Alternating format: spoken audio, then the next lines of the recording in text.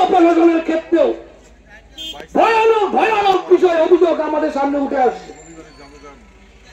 আমরা বেশি দূরে যেতে চাই না। এই সময়কালে যে রাস্তাঘাট বা সরকারি কাজ হচ্ছে, তাদের যে বিতরণ করার ক্ষেত্রে কি বলে টেন্ডার, অনেক অভিযোগ এই সময়কালে আমরা শুনতে পাচ্ছি লোক মানুষের কাছে। আমরা লক্ষ্য করছি এই সময়কালে প্রশাসনের একেবারে নাকের টোকায় বাউন্ডারির মধ্যে কতগুলি দোকান বরাদ দেওয়া হয়েছে। কিভাবে বরাদ দেওয়া হয়েছে, কাকে বরাদ দেওয়া হয়েছে, তার সদুত্তর আছে তো আপনাদের কাছে? এই এলাকার ব্যবসায়ীরা যাদের সহযোগিতায় আজকে চট্টগ্রামে এই জায়গাটায় গড়ে উঠেছে,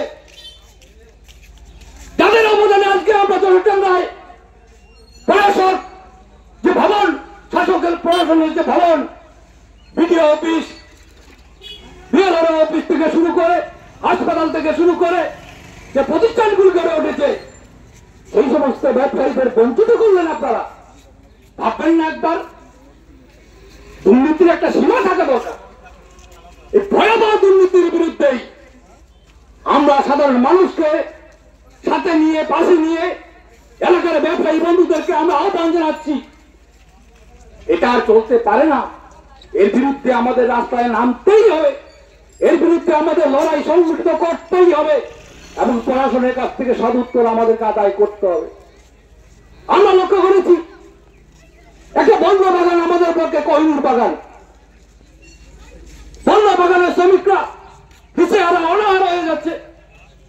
বাগানটা থাকবে কিনা আগামী দিনে তার ভবিষ্যৎ অনিশ্চিত হয়ে পড়ছে। আমাদের স্থানীয় প্রশাসনের কোনো ফেলুন নেই। যখন ভোট আসছিলেন, ভোটের আগে গিয়ে কি করে ভোট আদায় করা যায় শ্রমিকদের কাছ থেকে, সেই কৌশল আপনারা অবলম্বন করলেন। কিন্তু ভোট পরবর্তী সময়কালে সেই শ্রমিকরা কি হালে আছেন, কোথায় আছেন, কি করছেন, দায়িত্ব পড়তে হয় না আপনাদের? আজকে চায় সুন্দরী প্রকল্পের গৃহ নির্মাণ, চা সুন্দরী প্রকল্প কাদের জন্য দিচ্ছেন আপনারা? যে সমস্ত শ্রমিক, প্রকৃত শ্রমিক, যারা প্রকৃত উপভোক্তা, তাদেরকে বঞ্চিত করা হচ্ছে। আমরা বলছি এখনো সাবধান হন। লাল ঝান্ডা রাস্তায় আছে, লাল ঝান্ডা আগামী দিনে রাস্তায় থাকবে। যদি আপনাদের এই ধরনের দুর্নীতির থেকে নিজেরা পিছু না হটেন, তাহলে লাল ঝান্ডা কি করে পিছু হটাতে হয় আপনাদের সেই রাস্তা জানা আছে। সেই বার্তা দিয়েই আমাদের আজকের এই অবস্থানের সংক্ষিপ্ত বক্তব্য আমি আমার আলোচনা এখানে শেষ করলাম। ইনকলাব জিন্দাবাদ, শ্রমিক কৃষক ঐক্য জিন্দাবাদ, CI2 জিন্দাবাদ।